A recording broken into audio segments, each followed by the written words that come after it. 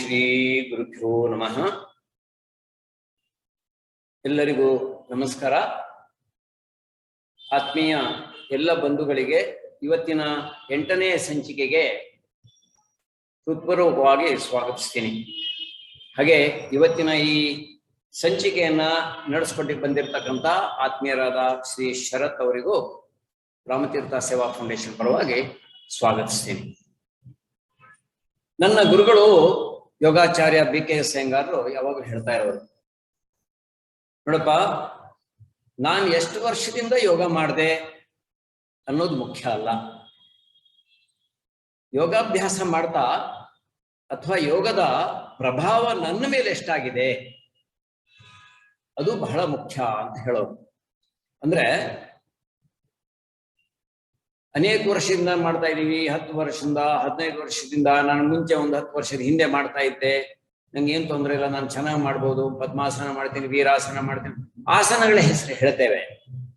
ಆದ್ರೆ ನನ್ನ ಮೇಲೆ ಅದರ ಪ್ರಭಾವ ಏನಾಯ್ತು, ಹೇಗಾಯ್ತು ಅಂತ ಅವರು ತುಂಬಾ ಸಲ ಹೇಳೋರು. ಅನೇಕ ಬಾರಿ ಇದನ್ನು ಹೇಳೋರು. ಕೆಲವರು ಯೋಗಾಭ್ಯಾಸ ಅಂದ್ರೆ ಎಕ್ಸರ್ಸೈಸ್ ತರ ಮಾಡ್ತಾರೆ, ಆಸನಗಳು ಪರ್ಫೆಕ್ಷನ್ ಅಂತ ಹೇಳಿ ಮಾಡ್ತಾರೆ, ಶಿಕ್ಷಕರಾಗಬೇಕು, ಡೆಮಾನ್ಸ್ಟ್ರೇಷನ್ ಕೊಡಬೇಕು, ಬೇರೆಯವರಿಗೆ ಮೆಚ್ಚಿಸ್ಬೇಕು, ಈ ರೀತಿಯಲ್ಲಿ ಯೋಚನೆ ಮಾಡಿ ಪ್ರಾಕ್ಟೀಸ್ ಮಾಡ್ತಾರೆ. ಮಾಡ್ಲಿ, ಆದ್ರೆ ಅದರೊಳಗೆ ಇನ್ನಷ್ಟು ಆಳವಾದ ಅಧ್ಯಯನ ಮಾಡಬೇಕು. ಅದನ್ನ ನಿತ್ಯ ಅಭ್ಯಾಸ ಮಾಡುವಾಗ ಹೇಗೂ ನೀವು ಅಭ್ಯಾಸ ಮಾಡೋದಕ್ಕೆ 1 ಗಂಟೆನೋ 2 ಗಂಟೆನೋ 3 ಗಂಟೆ ವಿನಿಯೋಗಿಸ್ತೀರಿ. ಆ ಸಮಯದಲ್ಲೇನೆ ಕೆಲವು ವಿಚಾರಗಳನ್ನ ಮನಸ್ಸಿನಲ್ಲಿ ಇಟ್ಕೊಂಡು ನೀವು ಪ್ರಾಕ್ಟೀಸ್ ಮಾಡಿದ್ದೆ ಆದ್ರೆ ಅದರದೇ ಆದಂತಹ ಲಾಭಗಳು ಸಿಕ್ಕೇ ಸಿಗತ್ತೆ. ಆದ್ರೆ ಯೋಗ ಕೇವಲ ರೋಗ ನಿವಾರಣೆಗಲ್ಲ, ಅದು ಮೋಕ್ಷ ಸಾಧನೆಗೆ. ಇದನ್ನು ತುಂಬಾ ಸಲ ಹೇಳೋರು. ಇದನ್ನ ಯಾಕೆ ಹೇಳ್ತಾ ಇದ್ದೀನಿ ಅಂದ್ರೆ, ನಮ್ಮ ಗುರುಗಳ ಪುಸ್ತಕನೇ ಯೋಗ ದೀಪಿಕಾ ಕನ್ನಡದಲ್ಲಿ ಲೈಟ್ ಆನ್ ಯೋಗ ನೀವು ನೋಡಿದ್ರೆ ಸುಮಾರು 600 ಚಿತ್ರಗಳಿದೆ, 200, 225, 250 ಆಸನಗಳಿದೆ. ಅದರಲ್ಲಿ ಪ್ರಾರಂಭದಲ್ಲಿ ಸಮಸ್ಥಿತಿ ಅಥವಾ ತಾಡಾಸನ ಅಂತ ಒಂದು ಫೋಟೋ ಇದೆ. ಆ ಫೋಟೋದಲ್ಲಿ ಇರುವಂತಹ ಅವರ ಮುಖದ ಭಾವ, ಕಣ್ಣುಗಳು ಎಲ್ಲವನ್ನು ಗಮನಿಸಿ, ಅತ್ಯಂತ ಕಠಿಣವಾದ ಆಸನದಲ್ಲಿ ಅವರ ಮುಖ, ಕಣ್ಣು ಎಲ್ಲವನ್ನ ಗಮನಿಸಿ ಒಂದೇ ರೀತಿಯಲ್ಲಿ ಇರುತ್ತೆ. ಆ ಸ್ಥಿತಿ ಪಡೆಯೋದಷ್ಟು ಸುಲಭ ಇಲ್ಲ. ಆ ಸ್ಥಿತಿ ಪಡಿಬೇಕು ಅಂತಾದ್ರೆ ಬಹಳ ಸಾಧನೆ ಬೇಕು. ಅದಕ್ಕೆ ಈ 8ನೇ ಸಂಚಿಕೆ, ಕಳೆದ 7 ಸಂಚಿಕೆಗಳಲ್ಲಿ ಗ್ರಂಥಗಳಲ್ಲಿ ಯೋಗ ಹೇಗೆ ವಿವರಿಸಿದ್ದಾರೆ ಅನ್ನೋದು ಒಂದು ರೀತಿಯಲ್ಲಿ ಹೇಳ್ಬೇಕಂದ್ರೆ ಗ್ರಾಸ್ ಲೆವೆಲ್. ನಾವಿನ್ನಷ್ಟು ಆಳಕ್ಕೆ ಹೋಗ್ಬೇಕು ಅನ್ನೋ ಒಂದು ಅಪೇಕ್ಷೆ ಈ ನಮ್ಮ ಶೀರ್ಷಿಕೆಯ ಅಡಿಯಲ್ಲಿ ನಡೀತಕ್ಕಂಥ ಕಾರ್ಯಕ್ರಮ. ಇನ್ನಷ್ಟು ಆಳಕ್ಕೆ ಹೋಗ್ಬೇಕು, ಅಧ್ಯಯನ ಮಾಡಬೇಕು, ಯೋಗಾಭ್ಯಾಸ ಮಾಡೋರು ಇದನ್ನು ತಿಳ್ಕೊಂಡು ಪ್ರಾಕ್ಟೀಸ್ ಮಾಡಬೇಕು ಅನ್ನುವಂಥ ಉದ್ದೇಶ ಇದೆಲ್ಲ ವ್ಯವಸ್ಥೆ ಮಾಡಿರೋದು. ಹಾಗಾಗಿ ನಮ್ಮ ಗುರುಗಳು ಹೇಳಿದಾಗೆ ಹೆಚ್ಚು ಅಧ್ಯಯನ ಮಾಡಿ, ಪ್ರಾಕ್ಟೀಸ್ ಮಾಡಿ, ಹೆಚ್ಚು ಇದರ ನಿಮ್ಗೆ ಅನುಭವ ಆಗತ್ತೆ ಅಂತ. ಯೋಗ ಕೇವಲ ಶಾರೀರಿಕ ಲಾಭದ ಕಡೆಗೆ, ಮಾನಸಿಕ ಲಾಭದ ಕಡೆ ಗಮನ ಕೊಡ್ಬೇಡಿ. ಅದೊಂದು ಬೈ ಪ್ರಾಡಕ್ಟ್, ಸಿಕ್ಕೇ ಸಿಗತ್ತೆ. ನೀವು ಮಾಡ್ಬೇಕಾಗಿರೋದು ಯಾವ ರೀತಿ ಪ್ರಾಕ್ಟೀಸ್ ಮಾಡ್ಬೇಕು ಅನ್ನೋದಿದೆಯಲ್ಲ, ಅದು ಬಹಳ ಮುಖ್ಯ. ಇದನ್ನ ನಾವು ಕಳೆದ 7 ಸಂಚಿಕೆಗಳಲ್ಲಿ ಅನೇಕ ರೀತಿಯಲ್ಲಿ ಅನೇಕ ವಿಚಾರಗಳನ್ನ ನಾವು ತಿಳ್ಕೊಂಡಿದ್ದೀವಿ. ಹಾಗೆ ಅದರಲ್ಲೂ ಕಳೆದ ಬಾರಿ ಮುದ್ರೆಗಳು, ಬಂಧಗಳಲ್ಲಿ 4 ಬಂಧಗಳು, ಮುದ್ರೆಗಳಲ್ಲಿ 6 ಮುದ್ರೆಗಳು, ನಾವು ಮಾಡ್ತಕ್ಕಂಥ ಅನೇಕ ಆಸನಗಳು ನಮ್ಮ ತರಗತಿಗಳಲ್ಲಿ ಅನೇಕ ಬಾರಿ ಇದನ್ನ ಉಲ್ಲೇಖ ಮಾಡಿದೆ, ಅಥವಾ ಗಮನಕ್ಕೆ ಬಾರದೇ ಇದ್ದಿರ್ಬೋದು, ಅಥವಾ ಅದಕ್ಕೆ ನಾವು ಹೆಚ್ಚು ಮಹತ್ವ ಕೊಡದೇ ಇದ್ದಿರಬಹುದು. ಆದರೆ ಸ್ವಲ್ಪ ಅದಕ್ಕೆ ಗಮನ ಕೊಟ್ಟು ಮಹತ್ವ ಕೊಟ್ಟು ಮಾಡಿದ್ದೆ ಆದ್ರೆ ನಮ್ಗೆ ಅದರ ಪರಿಣಾಮ ಏನು ಅನ್ನೋದು ಎಲ್ರೂ ಗೊತ್ತಾಗತ್ತೆ. ಮತ್ತು ಕೆಲವರಿಗೆ ಇದು ಅನುಭವ ಆಗಿ ನನ್ನ ಹತ್ರ ಬಂದು ಹಂಚ್ಕೊಂಡವರು ಇದ್ದೀರಿ. ಹಾಗಾಗಿ ಇವತ್ತಿನ ಕಾರ್ಯಕ್ರಮ 8ನೇ ಕಾರ್ಯಕ್ರಮದಲ್ಲಿ ಪ್ರಾಣಾಯಾಮದ ಕುರಿತು, ನಮಗೆಲ್ಲ ಪ್ರಾಣಾಯಾಮದ ಬಗ್ಗೆ ಅನೇಕರು ತಿಳಿಸ್ಕೊಟ್ಟಿರ್ಬೋದು, ನಾವು ಪ್ರಾಣಾಯಾಮ ಮಾಡ್ತಾ ಇರ್ಬೋದು. ಆದ್ರೆ ಸ್ವಲ್ಪ ಅದಕ್ಕೆ ಗಮನ ಕೊಟ್ಟು ಅಭ್ಯಾಸ ಮಾಡಿದ್ರೆ, ಪೂರಕ ಅಂದ್ರೆ ಏನು, ರೇಚಕ ಅಂದ್ರೆ ಏನು, ಇನ್ಹಲೇಷನ್ ಎಕ್ಸಲೇಷನ್ ಅನ್ನೋ ಶಬ್ದ ಕೇಳ್ತೇವೆ.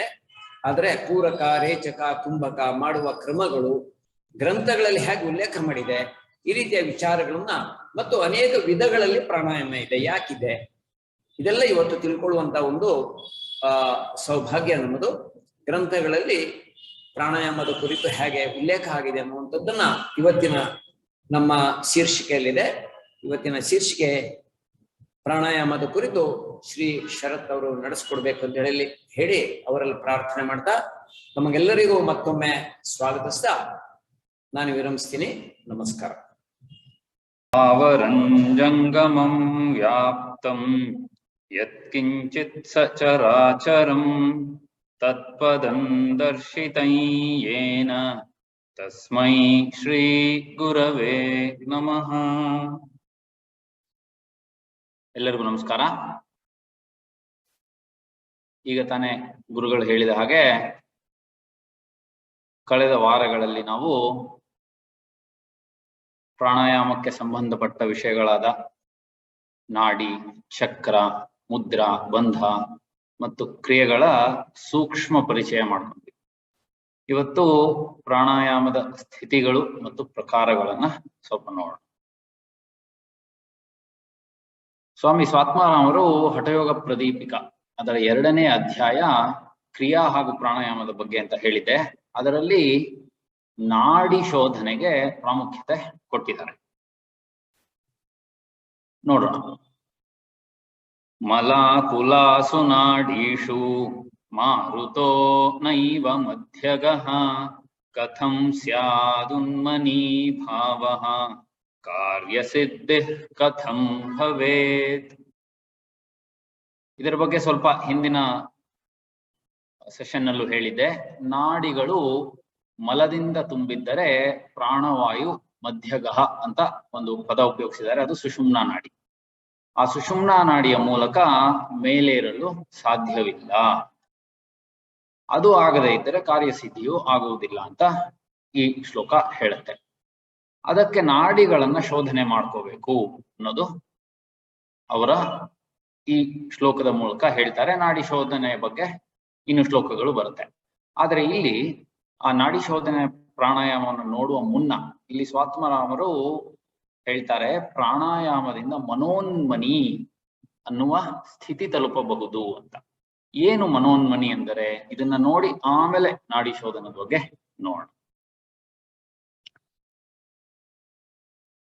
ಮಾರುತೋ ಮಧ್ಯ ಸಂಚಾರೇ ಮನಸ್ಥೈರ್ಯಂ ಪ್ರಜಾಯತೆ ಯೋ ಮನಸ್ಸು ಸ್ಥಿರೀ ಭಾವಃ ಸೈವಾವಸ್ಥಾ ಮನೋನ್ಮನಿ. ಪ್ರಾಣವಾಯು ಸುಷುಮ್ನಾ ನಾಡಿ ಮತ್ತೆ ಮಧ್ಯಗಹ ಅಂತ ಹೇಳಿದ್ನಲ್ಲ, ಅದೇ ಆ ಸುಷುಮ್ನಾ ನಾಡಿಯ ಮೂಲಕ ಸಂಚಾರ ಮಾಡಿದಾಗ ಮನಸ್ಸಿನ ಸ್ಥಿರತೆ ಕೂಡ ಬರುತ್ತೆ ಅಂತ. ನಾಡಿ ಶೋಧನೆ ಆಗಿ ಪ್ರಾಣವಾಯು ಸಂಚಾರ ಮಾಡಿದಾಗ ಮನಸ್ಸಿನ ಸ್ಥಿರತೆ ಕೂಡ ಬರುತ್ತೆ. ಈ ಮನಸ್ಸಿನ ಅವಸ್ಥೆ ಅಥವಾ ಸ್ಥಿತಿಯೇ ಮನೋನ್ಮನಿ ಅಂತ. ಅಂದ್ರೆ ಮನದ ಉನ್ನತವಾದ ಸ್ಥಿತಿ. ತತ್ಸಿದ್ಧಯೇ ವಿಧಾನಜ್ಞಾಶ್ಚಿತ್ರಾನ್ ಕುರ್ವಂತಿ ಕುಂಭಕಾನ್ ವಿಚಿತ್ರಂ ಕುಂಭಕಾಭ್ಯಾಸಾತ್ ವಿಚಿತ್ರಾಂ ಸಿದ್ಧಿಮಾಪ್ನುಯಾತ್. ಈ ಮನೋನ್ಮನಿ ಸ್ಥಿತಿಯನ್ನ ತಲುಪಲು ಯಾರಿಗೆ ವಿವಿಧ ರೀತಿಯ ಕುಂಭಕಗಳು ಅಂದ್ರೆ ಕುಂಭಕ ಅಂದ್ರೆ ಪ್ರಾಣಾಯಾಮ ಪ್ರಕಾರಗಳು ಬರುತ್ತೋ ಅವರು ಅದರ ಅಭ್ಯಾಸದಿಂದ ಈ ಸ್ಥಿತಿಯನ್ನ ತಲುಪಬಹುದು, ಮನೋನ್ಮನಿಯ ಸ್ಥಿತಿಯನ್ನ ತಲುಪಬಹುದು ಅಂತ. ಮತ್ತೆ ನಾಡಿ ಶೋಧನೆಯ ಬಗ್ಗೆ ನೋಡಿ ಈ ವಿವಿಧ ಪ್ರಾಣಾಯಾಮ ಪ್ರಕಾರಗಳನ್ನ ಆಮೇಲೆ ಸ್ವಾತ್ಮಾರಾಮರು ನಾಡಿ ಶೋಧನೆಯನ್ನ ಪ್ರಾಣಾಯಾಮ ಪ್ರಕಾರಗಳಿಗೆ ಹೊರತಾಗಿ ಕೊಡ್ತಾರೆ. ಹೇಗೆ ಮಾಡುವುದು ಸಾಮಾನ್ಯವಾಗಿ ಮಾಡಿರ್ತೀರ, ಎಲ್ಲರಿಗೂ ಗೊತ್ತಿರತ್ತೆ. ಅದರ ಬಗ್ಗೆ ಕೊಟ್ಟಿರೋ ಶ್ಲೋಕಗಳನ್ನು ನೋಡು. ಬದ್ಧ ಪದ್ಮಾಸನೋ ಯೋಗಿ ಪ್ರಾಣಂಚಂದ್ರೇಣ ಪೂರಯೇತ್ ಧಾರಯಿತ್ವಾ ಯಥಾ ಶಕ್ತಿ ಭೂಯಃ ಸೂರ್ಯೇಣ ರೇಚಯೇತ್. ಬದ್ಧ ಪದ್ಮಾಸನದಲ್ಲಿ ಕುಳಿತು ಚಂದ್ರದಲ್ಲಿ ಅಂದ್ರೆ ಎಡಹೊಳ್ಳೆಯಿಂದ ವಾಯುವನ್ನ ತಗೊಂಡು ಯಥಾಶಕ್ತಿ ಆ ಉಸಿರನ್ನ ಹಿಡಿದು ಸೂರ್ಯದಿಂದ ಅಂದ್ರೆ ಬಲಹೊಳ್ಳೆ ಅದರಿಂದ ವಾಯುವನ್ನ ಬಿಡಬೇಕು. ಇದು ನಾಡಿ ಶೋಧನೆಯ ಒಂದು ಭಾಗ.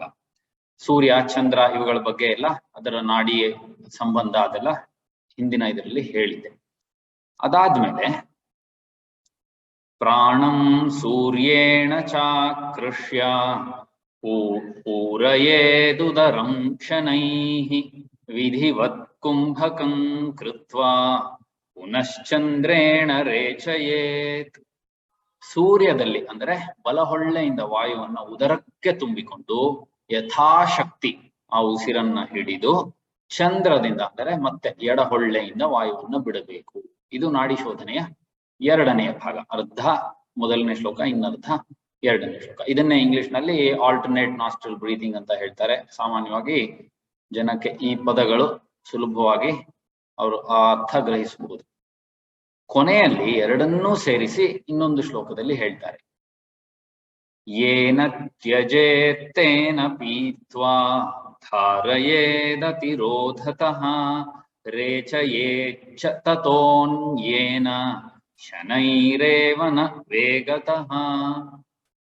ಯಾವ ಮೂಗಿನ ಹೊಳ್ಳೆಯಿಂದ ಉಸಿರನ್ನ ಬಿಟ್ಟರೋ ಅದೇ ಮೂಗಿನ ಹೊಳ್ಳೆಯಿಂದ ಉಸಿರನ್ನ ಸಾಧ್ಯವಾದಷ್ಟು ತಗೊಂಡು ಇನ್ನೊಂದು ಹೊಳ್ಳೆಯಿಂದ ಉಸಿರನ್ನ ಬಿಡಬೇಕು.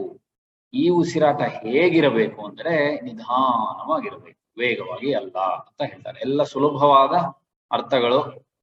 ಈಗಲೂ ಕೂಡ ಹೀಗೆಯೇ ಮಾಡ್ತೀವಿ ನಾಡಿ ಶೋಧನ ಪ್ರಾಣಾಯಾಮ. ಇದನ್ನು ಅವಾಗ ಏನು ಹೇಳಿದ್ರು 400 ವರ್ಷಗಳ ಹಿಂದೆ, ಈಗಲೂ 500 ವರ್ಷಗಳ ಹಿಂದೆ, ಈಗಲೂ ಅದನ್ನೇ ಮಾಡ್ತಾರೆ.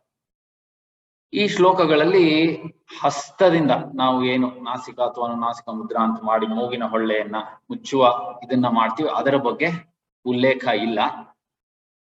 ಮೊದಲನೇ ಶ್ಲೋಕದಲ್ಲೇ ಹೇಳ್ತಾರೆ ಬದ್ಧ ಪದ್ಮಾಸನ ಅಂತ. ಅಂದ್ರೆ ಬದ್ಧ ಪದ್ಮಾಸನದಲ್ಲಿ ಕುಳಿತರೆ ಹಸ್ತಗಳಿಂದ ಪಾದಗಳನ್ನ ಹಿಡ್ಕೋಬೇಕು. ಅದು ಒಂದು ವ್ಯತ್ಯಾಸ. ಬದ್ಧ ಪದ್ಮಾಸನದಲ್ಲಿ ಕುಳಿತರೆ ಕೈ ಹಸ್ತಗಳು ಫ್ರೀ ಆಗಿ ಇರುವುದೇ ಇಲ್ಲ ಮೂಗಿನ ಹೊಳ್ಳೆಯನ್ನ ಮುಚ್ಚಿ ತೆಗೆದು ಮಾಡುವುದಕ್ಕೆ. ಆದ್ರಿಂದ ಅದು ನಾವು ಈಗ ಅಳವಡಿಸ್ಕೊಂಡಿದ್ವಿ ಅದನ್ನ, ಇಲ್ಲಾಂದ್ರೆ ಮಾಡಕ್ ಆಗೋದೇ ಇಲ್ಲ. ಆಗಿನ ಕಾಲದಲ್ಲಿ ಹೇಗಿತ್ತು, ಅವರ ಸಾಧನೆ ಹೇಗಿತ್ತು ನಮಗೂ ಗೊತ್ತಿರಲ್ಲ. ಅಷ್ಟು ಸಾಧನೆ ಇತ್ತು ಅವ್ರು. ಹಾಗೆ ಮೂಗಿನ ಹೊಳ್ಳೆ ಎಡ ಬಲದಿಂದ ಉಸಿರನ್ನ ತಗೋಬಹುದು. ಅದರಿಂದ ಬದ್ಧ ಪದ್ಮಾಸನ ಅಂತ ಕೊಟ್ಟಿದ್ದಾರೆ. ಈಗ ಅದು ಮಾಡೋದು ಸಾಧ್ಯ ತುಂಬಾನೇ ಕಷ್ಟ. ಇದು ನಾಡಿ ಶೋಧನೆಯ ವಿವರಣೆ, ಹೇಗೆ ಮಾಡಬೇಕು. ಆಮೇಲೆ ಯದಾ ತು ನಾಡಿ ಶುದ್ಧಿ ಸ್ಯಾತ್ ತಥಾ ಚಿಹ್ನಾನಿ ಬಾಹ್ಯತಃ ಕಾಯಸ್ಯ ಕೃಶತಾ ಕಾಂತಿ ತದಾ ಜಾಯೇತ್ ನಿಶ್ಚಿತಂ. ನಾಡಿ ಶುದ್ಧಿಯಾದರೆ ಅದರ ಚಿಹ್ನೆಗಳು ಬಾಹ್ಯತಃ ಅಂದರೆ ದೇಹದಲ್ಲಿ ಹಗುರತೆ ಹಾಗೂ ಹೊಳಪಾಗಿ ತೋರುತ್ತದೆ ಅಂತ. ನಾಡಿ ಶುದ್ಧಿಯಿಂದ ದೇಹದ ಏನು ಹೊರಕ್ಕೆ ಹೇಗೆ ಕಾಣುತ್ತದೋ ಅದು ಕೂಡ ಬದಲಾಗುತ್ತದೆ. ಅವಾಗ ಆ ಯೋಗಿಯ ಅಭ್ಯಾಸ ಫಲ ಕೊಟ್ಟಿದೆ ಅಂತ ಹೇಳ್ತಾರೆ. ಆಮೇಲೆ ಯಥೇಷ್ಟಂ ಧಾರಣಂ ವಾಯೋಃ ಅನಲಸ್ಯ ಪ್ರದೀಪನಂ ನಾದಾಭಿವ್ಯಕ್ತಿರಾರೋಗ್ಯಂ ಜಾಯತೆ ನಾಡಿ ಶೋಧನಾತ್. ಈ ಸ್ಥಿತಿಯಲ್ಲಿ ಆ ಯೋಗಿ ಪ್ರಾಣವಾಯುವನ್ನು ಧರಿಸುವುದರಿಂದ ಅದು ಜಠರಾಗ್ನಿಯನ್ನ ಹೆಚ್ಚಿಸುತ್ತದೆ. ಜಠರಾಗ್ನಿ ಹೆಚ್ಚಿಸುತ್ತದೆ ಅಂದ್ರೆ ನಮ್ಮ ಜಠರದ ಕ್ರಿಯೆಗಳು, ಡೈಜೆಷನ್ ಅದೆಲ್ಲ ಸರಿ ಹೋದ್ರೆ ಪ್ರತಿಯೊಂದು ದೇಹಕ್ಕೆ ಪ್ರಾಣ ಶಕ್ತಿ ಇರಬಹುದು, ಮಲಮೂತ್ರ ವಿಸರ್ಜನೆ ಇರಬಹುದು, ಅದೆಲ್ಲ ಶುದ್ಧವಾಗುತ್ತದೆ ಅಂತ. ಈ ನಾಡಿಗಳು ಆಗಲೇ ಆಗಿರುವುದರಿಂದ ನಾಡಿ ಶೋಧನೆಯಿಂದ ದೇಹವು ರೋಗಮುಕ್ತವಾಗುತ್ತದೆ. ಇದು ನಾಡಿ ಶೋಧನೆಯ ಬಗ್ಗೆ. ಆಮೇಲೆ ಸ್ವಾಮಿ ಸ್ವಾತ್ಮಾರಾಮರು ಪ್ರಾಣಾಯಾಮದ ಸ್ಥಿತಿಗಳನ್ನ ಕೊಡ್ತಾರೆ. ಸಾಮಾನ್ಯ ಎಲ್ಲರಿಗೂ ಗೊತ್ತಿರತ್ತೆ, ನೋಡು. ಪ್ರಾಣಾಯಾಮಸ್ತ್ರಿಧಾ ಪ್ರೋಕ್ತೋ ರೇಚಪೂರಕ ಕುಂಭಕೈಃ ಸಹಿತಃ ಕೇವಲಶ್ಚೇತಿ ಕುಂಭಕೋ ದ್ವಿವಿಧೋ ಮತಃ. ಪ್ರಾಣಾಯಾಮದಲ್ಲಿ 3 ಸ್ಥಿತಿಗಳು: ರೇಚಕ, ಪೂರಕ, ಕುಂಭಕ ಕೇಳಿರ್ತೀರಾ. ಆಮೇಲೆ ಕುಂಭಕದಲ್ಲಿ ಮತ್ತೆ ಮತ್ತೆ 2 ಸ್ಥಿತಿಗಳು ಅಂತ ಹೇಳಿರ್ತಾರೆ. ಇದು ಕೆಲವ್ರಿಗೆ ಗೊತ್ತಿರುತ್ತೆ, ಸಾಮಾನ್ಯರಿಗೆ ಗೊತ್ತಿರುವುದಿಲ್ಲ. ಅದು ಸಹಿತ ಮತ್ತು ಕೇವಲ ಅಂತ 2ನೇ ಸಾಲಿನಲ್ಲಿ ಹೇಳ್ತಾರೆ. ಸಹಿತ ಕುಂಭಕ ಮತ್ತು ಕೇವಲ ಕುಂಭಕ ಅಂತ. ಏನು ಪೂರಕ, ರೇಚಕ, ಕುಂಭಕ ಅಂದ್ರೆ ಉಸಿರನ್ನ ತಗೊಳ್ಳೋದು ಬಿಡೋದು ಅಷ್ಟೇನಾ? ಅಂದ್ರೆ ಸಿಂಪಲ್ ಇನ್ಹಲೇಷನ್ ಎಕ್ಸಲೇಷನ್ ಅಷ್ಟೇನಾ? ನೋಡೋಣ. ಹಠಯೋಗ ಪ್ರದೀಪಿಕದ ಜ್ಯೋತ್ಸ್ನ ಅಂದ್ರೆ ಕಾಮೆಂಟ್ರಿ ಸ್ವಾಮಿ ಬ್ರಹ್ಮಾನಂದರು ಬರೆದಿರುವುದು. ಅದರಲ್ಲಿ ಹೇಳ್ತಾರೆ, ಬಾಹ್ಯವಾಯೋ ಪ್ರಯತ್ನ ವಿಶೇಷಾತ್ ಉಪಾದಾನ ಪೂರಕ.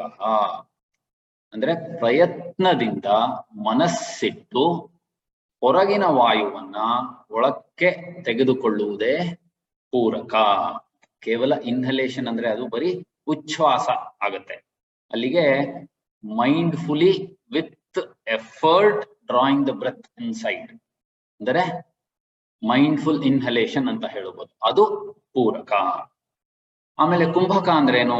ಕೇವಲ ಉಸಿರು ಹಿಡಿಯುವುದಾ?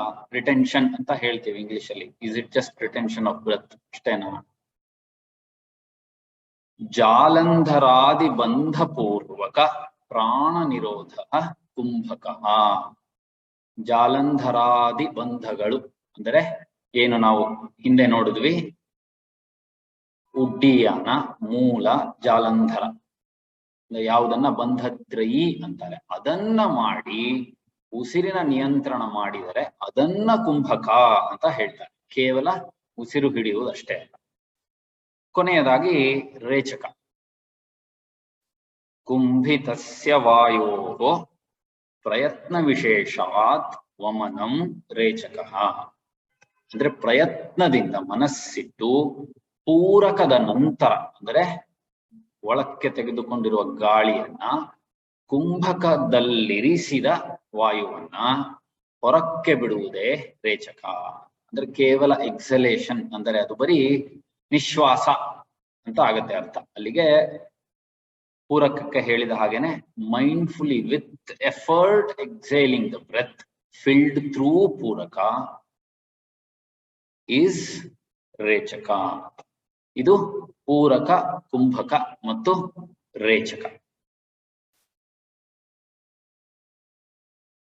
ಸ್ವಾತ್ಮಾರಾಮರು ಕುಂಭಕದ ಬಗ್ಗೆ ಸ್ವಲ್ಪ ವಿವರಣೆ ಕೊಡ್ತಾರೆ. ಈಗಾಗಲೇ ಹೇಳಿದ್ದು 3, ಇದರಲ್ಲಿ ಕುಂಭಕ ಸ್ವಲ್ಪ ವಿಸ್ತಾರವಾಗಿತ್ತು, ಅದನ್ನು ನೋಡಿ. ಪೂರಕಾಂತೆ ತು ಕರ್ತವ್ಯೋ ಬಂಧೋ ಜಾಲಂಧರಾಭಿಧಃ ಕುಂಭಕಾಂತೆ ರೇಚಕಾದೌ ಕರ್ತವ್ಯಸ್ತೂಡ್ಡಿಯಾನಕಃ. ಈಗ ತಾನೇ ಹೇಳಿದೆ, ಕುಂಭಕ ಬರೀ ಉಸಿರನ್ನ ಹಿಡಿಯುವುದಲ್ಲ, ಅದರ ಜೊತೆಗೆ ಬಂಧತ್ರಯಿಯನ್ನು ಮಾಡಬೇಕು ಅಂತ. ಹೇಗೆ ಮಾಡಬೇಕು ಅಂತ ಕೊಡ್ತಾರೆ. ಪೂರಕದ ಕೊನೆಯಲ್ಲಿ ಅಂದ್ರೆ ಪೂರ್ತಿ ಉಸಿರನ್ನ ತಗೊಂಡ ಕೊನೆಯಲ್ಲಿ ಜಾಲಂಧರ ಬಂಧವನ್ನ ಮಾಡಿ, ಆಮೇಲೆ ರೇಚಕದ ಮುನ್ನ ಅಂದ್ರೆ ಇನ್ನೇನು ಉಸಿರನ್ನ ಬಿಡಬೇಕು ಅನ್ನುವ ಮುನ್ನ ಉಡ್ಡೀಯಾನ ಬಂಧವನ್ನ ಮಾಡಬೇಕು. ಇದೆರಡರ ಮಧ್ಯೆ ಮೂಲಬಂಧನು ಮಾಡಬೇಕು. ಅಂದರೆ ಉಸಿರು ಸುಮಾರು ಒಂದು 10 ಸೆಕೆಂಡ್ ನಾವು ಹಿಡಿತೀವಿ ಅಂತ ನಮ್ಮ ಸಾಮರ್ಥ್ಯಕ್ಕೆ ಅನುಗುಣವಾಗಿ ಇದ್ದರೆ ಮೊದಲಿಗೆ ಜಾಲಂಧರ ಬಂಧ ಉಸಿರನ್ನ ತಗೊಂಡ ಮೇಲೆ, ಆಮೇಲೆ ಮೂಲಬಂಧ, ಆಮೇಲಿಂದ ಇನ್ನೇನು ಉಸಿರನ್ನ ಬಿಡುತ್ತೇವೆ ಅನ್ನುವಾಗ ಉಡ್ಡೀಯಾನ ಬಂಧ. ಅಲ್ಲಿಗೆ ಉಸಿರನ್ನ ಬಂಧತ್ರಯಿಗಳು ಯಾವುದನ್ನ ಪೂರ್ತಿ 3 ಸೇರಿ ಮಹಾಬಂಧ ಅನ್ನುತ್ತಾರೆ. ಆ ಮಹಾಬಂಧದ ಜೊತೆಗೆ ಉಸಿರನ್ನ ಹಿಡಿಯುವುದೇ ಕುಂಭಕ, ಕೇವಲ ಉಸಿರನ್ನ ಹಿಡಿಯುವುದಲ್ಲ. ಇದರಿಂದಾನೇ ಗೊತ್ತಾಗತ್ತೆ ಬರೀ ಕುಂಭಕ ಅನ್ನೋದು ಎಷ್ಟು ಕಷ್ಟ ಮಾಡುವುದು ಅಂತ. ಬರೀ ಉಸಿರನ್ನ ಹಿಡಿಯುವುದಲ್ಲ. ನೀರಿನಲ್ಲಿ ಮುಳುಗಿದಾಗ ಉಸಿರು ಹಿಡಿತೀವಲ್ಲ, ಅದು ಕುಂಭಕ ಅಲ್ಲ. ಇದು ಕುಂಭಕದ ವಿವರಣೆ. ಈ ಕುಂಭಕದಿಂದ ಲಾಭ ಏನು ಅಂತ ಹೇಳ್ತಾರೆ. ಅಪಾನಮೂರ್ಧ್ವಮುತ್ಥಾಪ್ಯ ಪ್ರಾಣನ್ ಕಂಠಾದಧೋ ನಯೇತ್ ಯೋಗಿ ಜರಾ ವಿಮುಕ್ತಃ ಸಂಷೋಡಶಾಬ್ದವಯಾ ಭವೇತ್. ಕುಂಭಕದಲ್ಲಿ ಜಾಲಂಧರ ಬಂಧದಿಂದ ಪ್ರಾಣವಾಯುವನ್ನ ಕೆಳಕ್ಕೆ ಮತ್ತು ಉಡ್ಡೀಯಾನ ಬಂಧದಿಂದ ಅಪಾನವಾಯುವನ್ನ ಮೇಲಕ್ಕೆ ಹೋಗುವಂತೆ ಮಾಡಿದರೆ ವೃದ್ಧಾಪ್ಯ ಮತ್ತು ಮೃತ್ಯುವಿನಿಂದ ಮುಕ್ತವಾಗಿ ಯಾವಾಗಲೂ 16 ವರ್ಷದವರ ಹಾಗೆ ಕಾಣಬಹುದು ಅಂತ ಹೇಳ್ತಾರೆ ಸ್ವಾತ್ಮಾರ. ಈ ಅಪಾನವಾಯು ಪ್ರಾಣ ಮತ್ತು ಅಪಾನವಾಯುವನ್ನ ಅದರ ಚಲನೆಯನ್ನ ವಿಪರೀತ ಅಂದರೆ ರಿವರ್ಸ್ ಮಾಡುವುದರ ಪ್ರಾಮುಖ್ಯತೆ ಇದಕ್ಕೆ ಮುಂಚೆನೋ ಅನೇಕ ಭಗವದ್ಗೀತೆ ಉಪನಿಷತ್ತುಗಳು ಅದರಲ್ಲೆಲ್ಲ ಹೇಳಿದ್ದಾರೆ. ಅದನ್ನೇ ಇಲ್ಲೂ ಉಲ್ಲೇಖ ಮಾಡುತ್ತೆ. ಇದು ಕುಂಭಕದ ಲಾಭ ಅಥವಾ ಮಹತ್ವ. ಆಮೇಲೆ ಈಗಿನ್ನು ಹೇಳಿದ್ದೆ ಕುಂಭಕದ ಸ್ಥಿತಿಗಳು 2 ಅಂತ ಹೇಳಿದ್ದೆ, ಸಹಿತ ಮತ್ತು ಕೇವಲ ಕುಂಭಕ. ಈ ಸಹಿತ ಕುಂಭಕದಲ್ಲಿ ಮತ್ತೆ 2 ಪ್ರಕಾರಗಳು, ಪೂರಕ ಅಥವಾ ರೇಚಕದ ನಂತರ ಮಾಡುವ ಕುಂಭಕಗಳು. ಅಂದರೆ ಪೂರಕ ಮಾಡಿ ಬಂಧತ್ರಯಿಯ ಜೊತೆ ಕುಂಭಕ ಮಾಡುವುದು ಪೂರಕ ಸಹಿತ ಕುಂಭಕ. ಇದು ಒಂದು ರೀತಿ. ಇದರಲ್ಲಿ ನಮ್ಮ ಶ್ವಾಸಕೋಶ ತುಂಬಿರುತ್ತೆ. ಮತ್ತೆ ರೇಚಕವನ್ನ ಮಾಡಿ ಬಂಧತ್ರಯಿಯ ಜೊತೆ ಕುಂಭಕ ಮಾಡುವುದು ರೇಚಕ ಸಹಿತ ಕುಂಭಕ. ಅಂದರೆ ರೇಚಕದ ನಂತರ ಮಾಡುವುದು. ಇದರಲ್ಲಿ ನಮ್ಮ ಶ್ವಾಸಕೋಶದಲ್ಲಿ ಅತಿ ಕಡಿಮೆ ವಾಯು ಇರುತ್ತೆ, ಖಾಲಿ ಆಗಕ್ಕೆ ಸಾಧ್ಯವೇ ಇಲ್ಲ, ಅತಿ ಕಡಿಮೆ ವಾಯು ಇರುತ್ತೆ. ಇದು ಸಹಿತ ಕುಂಭಕದ 2 ಪ್ರಕಾರಗಳು ಅಥವಾ ಸ್ಥಿತಿಗಳು. ಇನ್ನು ಕೇವಲ ಕುಂಭಕ ನೋಡೋಣ. ಕೇವಲ ಕುಂಭಕ ಅದ್ರ ಬಗ್ಗೆ ಹೇಳ್ತಾರೆ ಸ್ವಾತ್ಮಾರಾಮರು. ಯಾವತ್ ಕೇವಲ ಸಿದ್ಧಿ ಸ್ಯಾತ್ ಸಹಿತಂ ತಾವದಭ್ಯಸೇತ್ ರೇಚಕಂ ಪೂರಕಂ ಮುಕ್ತ್ವಾ ಸುಖಂ ಯದ್ವಾಯುಧಾರಣಂ. ಪೂರಕ ಅಥವಾ ರೇಚಕ ಎರಡೂ ಮಾಡದೆ ಅಂತಂದ್ರೆ ಸಂಕಲ್ಪ ಮಾತ್ರದಿಂದ ಉಸಿರನ್ನ ಹಿಡಿಯುವ ಸ್ಥಿತಿ ಕೇವಲ ಕುಂಭಕ. ಈ ಸ್ಥಿತಿಯನ್ನ ತಲುಪುವವರೆಗೂ ಸಹಿತ ಕುಂಭಕವನ್ನೇ ಅಭ್ಯಾಸ ಮಾಡಬೇಕು ಅಂತ. ಸಹಿತ ಕುಂಭಕ ಈಗ ತಾನೇ ಹೇಳಿದ್ದು ವಿತ್ ಎಫರ್ಟ್ ಮಾಡುವುದು. ಅದು ಸಾಮಾನ್ಯರಿಗೆ ಸಾಧ್ಯ. ಸೊ ಎಲ್ಲಿಯವರೆಗೆ ಸಂಕಲ್ಪ ಮಾತ್ರದಿಂದ ನಾವು ಉಸಿರನ್ನ ಹಿಡಿಯುವ ಶಕ್ತಿ ಬರುತ್ತದೆಯೋ ಅಲ್ಲಿಯವರೆಗೆ ಬರೀ ಸಹಿತ ಕುಂಭಕವೇ ಮಾಡಬೇಕು ಅಂತ. ಕೇವಲ ಕುಂಭಕ ಊಹೆ ಮಾಡುವುದು ಕಷ್ಟ ಸಾಮಾನ್ಯರಿಗೆ. ಆಮೇಲೆ ಪ್ರಾಣಾಯಾಮೋ ಅಯಮಿತ್ಯುಕ್ತಃ ಸ ವೈ ಕೇವಲ ಕುಂಭಕಃ ಕುಂಭಕೆ ಕೇವಲೇ ಸಿದ್ಧೇ ರೇಚ ಪೂರಕ ವರ್ಜಿತೆ. ಈ ಕೇವಲ ಕುಂಭಕ ಈ ಸಿದ್ಧ ಸ್ಥಿತಿಯನ್ನ ತಲುಪಿದರೆ ಪೂರಕ ಮತ್ತು ರೇಚಕವು ಇರುವುದಿಲ್ಲ. ಇದು ಈಗ ತಾನೇ ಹೇಳಿದ್ದಂಗೆ ಊಹಿಸಿಕೊಳ್ಳುವುದು ಕಷ್ಟ. ಅತಿ ಉನ್ನತವಾದ ಅಭ್ಯಾಸ, ಸ್ವಾತ್ಮಾರಾಮರು ಹೇಳ್ತಾರೆ, ಅತಿ ಉನ್ನತವಾದ ಅಭ್ಯಾಸ ಮಾಡಿದರೆ ಸಿದ್ಧ ಪುರುಷರಿಗೆ ಮಾತ್ರವೇ ಸಾಧ್ಯ ಕೇವಲ ಕುಂಭಕ. ಇದರ ಮಹತ್ವವನ್ನು ಹೇಳ್ತಾರೆ. ನ ತಸ್ಯ ದುರ್ಲಭಂ ಕಿಂಚಿತ್ ತ್ರಿಷು ಲೋಕೇಶು ವಿದ್ಯತೆ ಶಕ್ತಃ ಕೇವಲ ಕುಂಭೇನ ಯಥೇಷ್ಟಂ ವಾಯುಧಾರಣಾತ್. ಯಾರು ಈ ಕೇವಲ ಕುಂಭಕ ಸ್ಥಿತಿಯನ್ನ ತಲುಪುತ್ತಾರೋ, ಈಗ ತಾನೇ ಹೇಳಿದ್ರೆ ಸಿದ್ಧ ಪುರುಷರಿಗೆ ಸಾಧ್ಯ ಅಂತ, ಅವರಿಗೆ 3 ಲೋಕಗಳಲ್ಲಿ ಯಾವುದೂ ದುರ್ಲಭವಲ್ಲ. ಅಂದರೆ ಅಷ್ಟು ಅವರಲ್ಲಿ ಅಷ್ಟು ಸಾಮರ್ಥ್ಯ ಇರುತ್ತದೆ ಅಂತ. ಆಮೇಲೆ ರಾಜಯೋಗ ಪದಂಚಾಪಿ ಲಭತೆ ನಾತ್ರ ಸಂಶಯಃ ಕುಂಭಕಾತ್ ಕುಂಡಲೀ ಬೋಧತೋ ಭವೇತ್ ಅನರ್ಗಲಾ ಸುಷುಮ್ನಾ ಚ ಹಠಸಿದ್ಧಿಶ್ಚ ಜಾಯತೆ. ಕೇವಲ ಕುಂಭಕದ ಸ್ಥಿತಿಯನ್ನ ಯಾವ ಯೋಗಿ ತಲುಪುತ್ತಾನೋ ಅವನಿಗೆ ರಾಜಯೋಗವು ಪ್ರಾಪ್ತಿಯಾಗುವುದು ಸಂಶಯವಿಲ್ಲ. ಹಿಂದೆ ಹೇಳಿದ್ದೆ, ಈ ಹಠಯೋಗ ರಾಜಯೋಗಕ್ಕೆ ಮಾರ್ಗ ಅಂತ. ಅದರ ಇನ್ನೊಂದು ಉಲ್ಲೇಖ ಈ ಶ್ಲೋಕದಲ್ಲಿ ಇದೆ ಅಷ್ಟೇ. ಆಮೇಲೆ ಸುಷುಮ್ನಾ ನಾಡಿಯಲ್ಲಿ ಅನರ್ಗಳ ಅಂತಂದ್ರೆ ಯಾವುದು ಅಡಚಣೆಗಳು ಇಲ್ಲದೆ ಕುಂಡಲಿನಿ ಶಕ್ತಿ ಹರಿಯಬಹುದು ಅಂತ. ಕೇವಲ ಕುಂಭಕದ ಮಹತ್ವ. ಇದು ಈ ಸ್ಥಿತಿ ಉನ್ನತ ಸಿದ್ಧರಿಗೆ ಮಾತ್ರ ಸಾಧ್ಯ. ಆದ್ರಿಂದ ನಮ್ಮ ಅಭ್ಯಾಸಗಳೆಲ್ಲ ಸಹಿತ ಕುಂಭಕದಲ್ಲಿ ಅದು ಅಷ್ಟಕ್ಕೆ ಸೀಮಿತ. ಹೇಗೆ ಪ್ರಾಣಾಯಾಮ ಪೂರಕ, ಕುಂಭಕ, ರೇಚಕ ಅಂತ ಹೇಳಿದೆ, ಅದನ್ನೇ ಹೇಗೆ ಮಾಡುವುದು, ಅದರ ವಿಧಿ ಏನು ಅಂತ ಕೂಡ ಒಂದು ಸಣ್ಣದಾಗಿ ಒಂದು ಶ್ಲೋಕದಲ್ಲಿ ಕೊಡ್ತಾರೆ. ಯುಕ್ತೈ ಯುಕ್ತಂ ತ್ಯಜೇತ್ ವಾಯುಂ ಯುಕ್ತೈ ಯುಕ್ತಂ ಚ ಪೂರಯೇತ್ ಯುಕ್ತೈ ಯುಕ್ತಂ ಚ ಬಂಧೀಯಾತ್ ಏವಂ ಸಿದ್ಧಿಮವಾಪ್ನುಯಾತ್. ಯುಕ್ತವಾಗಿ ಅಥವಾ ಯುಕ್ತದಿಂದ ಉಸಿರನ್ನ ಬಿಡಬೇಕು, ಯುಕ್ತಿಯಿಂದ ಉಸಿರನ್ನ ತುಂಬಿಕೊಳ್ಳಬೇಕು, ಯುಕ್ತಿಯಿಂದ ಉಸಿರನ್ನ ಹಿಡಿಯಬೇಕು ಅಂತ ಒಂದು ಸಾಲಿನಲ್ಲಿ ಹೇಳ್ತಾರೆ. ಅಂದ್ರೆ ಯುಕ್ತಿಯಿಂದ ರೇಚಕ, ಪೂರಕ ಮತ್ತು ಕುಂಭಕವನ್ನು ಮಾಡಬೇಕು. ಏನು ಯುಕ್ತಿ ಅಂದ್ರೆ, ಇದಕ್ಕೆ ಮುನ್ನ ಹೇಳಿದೆನಲ್ಲ, ಪೂರಕ, ರೇಚಕ ಮತ್ತು ಕುಂಭಕದ ಬ್ರಹ್ಮಾನಂದರು ಅದರ ಜ್ಯೋತ್ಸ್ನದಲ್ಲಿ ಏನು ಹೇಳಿದ್ದಾರೆ ಅಂತ ಅದೇ ಯುಕ್ತಿ ಅಂತ. ಮನಸ್ಸಿಟ್ಟು ನಿಧಾನವಾಗಿ ಮತ್ತು ಕುಂಭಕದಲ್ಲಿ ಬಂಧತ್ರಯಿಯ ಜೊತೆಗೆ ಮಾಡಿದರೆ ಅದು ಯುಕ್ತಿ. ಹಾಗೆ ಮಾಡಿದರೆ ಸಿದ್ಧಿ ದೊರಕುತ್ತದೆ, ಸಹಜವಾದ ಅರ್ಥ.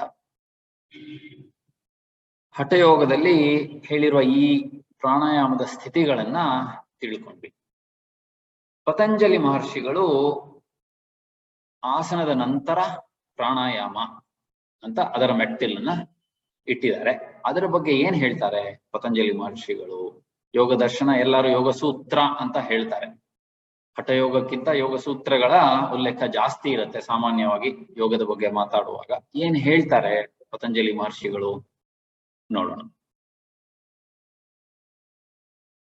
ಪ್ರಾಣಾಯಾಮದ ಬಗ್ಗೆ ಪತಂಜಲಿಗಳು 3 ಸೂತ್ರಗಳನ್ನ ಕೊಡ್ತಾರೆ. ಮೊದಲನೆಯದು ತಸ್ಮಿನ್ ಸತಿ ಶ್ವಾಸ ಪ್ರಶ್ವಾಸಯೋಗೋ ಗತಿವಿಚ್ಛೇದ ಪ್ರಾಣಾಯಾಮ. ಪ್ರಾಣಾಯಾಮದ ಡೆಫಿನಿಷನ್ ಅಂತ ಏನ್ ಹೇಳ್ತೀವಿ ಇಷ್ಟೇ ಹೇಳಿರೋದು. ತಸ್ಮಿನ್ ಸತಿ ಅಂತಾರೆ ಈಗ ಹೇಳಿದ ಸ್ಥಿತಿ ಅಂತ. ಇದರ ಹಿಂದೆ ಬರುವ ಆಸನದ ಸ್ಥಿತಿ ಏನು, ಸ್ಥಿರ ಸುಖಂ ಆಸನಂ ಹಿಂದೆ ಹೇಳಿದ್ದೆ. ಅದರ ಸ್ಥಿತಿಯಲ್ಲಿ ಅಂದ್ರೆ ಯಾವುದಾದರೂ ಸ್ಥಿರ ಸುಖ ಆಸನದ ಸ್ಥಿತಿಯಲ್ಲಿ ಶ್ವಾಸ ಅಂದ್ರೆ ಪೂರಕ, ಪ್ರಶ್ವಾಸ ಅಂತಂದರೆ ರೇಚಕ, ಇದೆರಡರ ಮಧ್ಯೆ ಗತಿವಿಚ್ಛೇದ ಅಂದರೆ ಇವೆರಡರ ಗತಿ ವಿಚ್ಛೇದ ಅಂದ್ರೆ ಗತಿಯನ್ನ ಬೇರ್ಪಡಿಸುವುದೇ, ಅಂದರೆ ಎರಡರ ಮಧ್ಯೆ ಅಂತರ ಬಿಡುವುದೇ, ಅಂದರೆ ಕುಂಭಕ ಮಾಡುವುದೇ ಪ್ರಾಣಾಯಾಮ. ಪತಂಜಲಿ ಮಹರ್ಷಿಗಳು ಇಷ್ಟೇ ಹೇಳಿದ್ದು. ಪೂರಕ, ರೇಚಕ, ಕುಂಭಕ ಇವೆಲ್ಲ ನಂತರ ಬಂದ ಗ್ರಂಥಗಳಿಂದ ನಮ್ಗೆ ತಿಳಿದು ಸುಲಭವಾಗಿ ಅರ್ಥವಾಗುವ ಹಾಗೆ ಮಿಕ್ಕಿದ ಗ್ರಂಥಗಳು ಬಂದವು. ಬರೀ ಒಂದೇ ಯೋಗ ಸೂತ್ರದ ಈ ಸೂತ್ರವನ್ನೇ ನೋಡಿದ್ರೆ ಅರ್ಥೈಸ್ಕೊಳ್ಳುವುದು ಸ್ವಲ್ಪ ಕಷ್ಟನೇ. ಆದ್ರೂ ಸರಳವಾದ ಅರ್ಥ. ಆದ್ರೆ ಅದು ಶ್ವಾಸ ಪ್ರಶ್ವಾಸ ಗತಿ ವಿಚ್ಛೇದ ಅಂತಂದ್ರೆ ಕಷ್ಟನೇ ಅರ್ಥ ಮಾಡ್ಕೊಳ್ಳೋದು. ಪೂರಕ, ಕುಂಭಕ, ರೇಚಕ ಅದನ್ನ ನಾವೀಗ ಹೊಸ ಆಮೇಲೆ ಬಂದ ಗ್ರಂಥಗಳಿಂದ ತಿಳಿದರೆ ಸುಲಭವಾಗಿ ಅರ್ಥ ಆಗುತ್ತೆ. ಇದಾದ ಮೇಲೆ ಇನ್ನು ಸೂತ್ರದಲ್ಲಿ ಹೇಳ್ತಾರೆ, ಬಾಹ್ಯಾಭ್ಯಂತರ ಸ್ತಂಭ ವೃತ್ತಿರ್ದೇಶ ಕಾಲ ಸಂಖ್ಯಾಭಿ ಪರಿದೃಷ್ಟೋ ದೀರ್ಘ ಸೂಕ್ಷ್ಮ. ಬಾಹ್ಯ ಅಂದರೆ ಹೊರಕ್ಕೆ ಅಂತ ಅರ್ಥ, ಅದರಲ್ಲಿ ಅದು ರೇಚಕ ಅಂತ ಅರ್ಥ ಆಗುತ್ತೆ. ಅಭ್ಯಂತರ ಅಂದರೆ ಒಳಕ್ಕೆ ಅಂದರೆ ಪೂರಕ. ಆಮೇಲೆ ಸ್ತಂಭ ಅಂದ್ರೆ ಸ್ಥಗಿತ, ಅದು ಕುಂಭಕ.